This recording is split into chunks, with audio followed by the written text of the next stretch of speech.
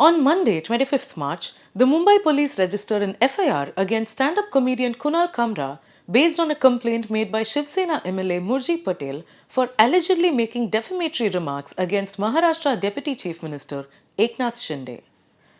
During a recent performance in Mumbai, Kamra referred to Maharashtra Deputy Chief Minister Eknath Shinde as a gaddar or traitor, referring to his 2022 political defection that led to a split in the Shiv Sena party. In response, Shiv Sena members filed an FIR against the comedian, accusing him of defamation and inciting public mischief. They also vandalized the venue where Kamra's show was recorded. This isn't Kamra's first run-in with controversy. His humor and activism have repeatedly landed him in legal trouble.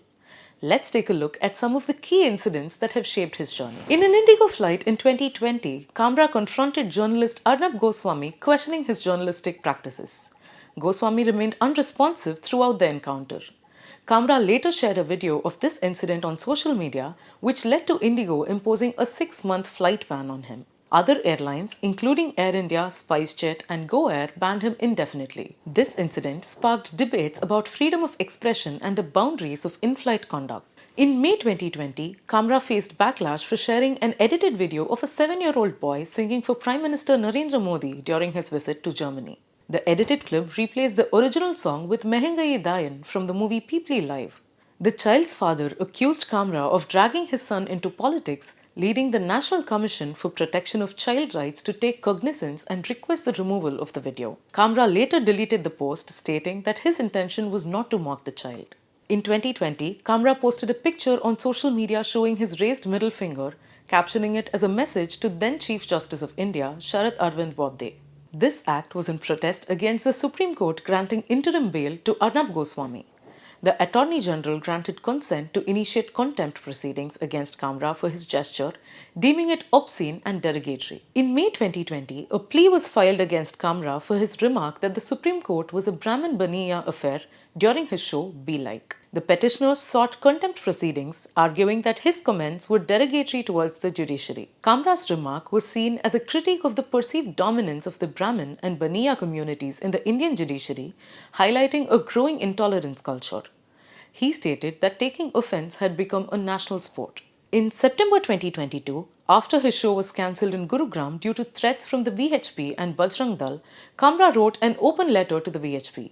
He challenged the organization to denounce Nathuram Godse to prove they were anti-terrorism and pro-Hindu. He also demanded evidence of any instance where he had disrespected the Hindu religion, asserting that his satire targeted the government, not religious sentiments. In 2023, Kamra took on the government's IT rules.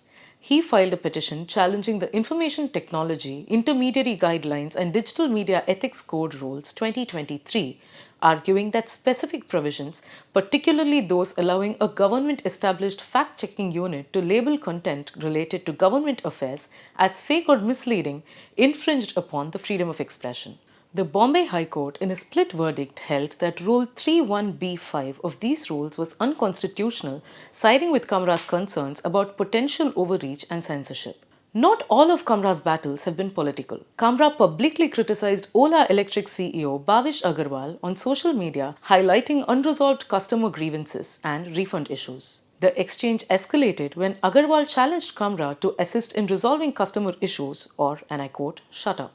Kamra responded by continuing his critique, emphasizing the importance of addressing consumer complaints. Each of these cases against Kamra has spurred debate in India on balance between free speech and the offence taken by those in power, making his journey a notable example of the fraught interference between comedy and the law. Each of these cases against Kamra has spurred debate in India on balance between free speech and the offence taken by those in power, making his journey a notable example of the fraught interface between comedy and the law.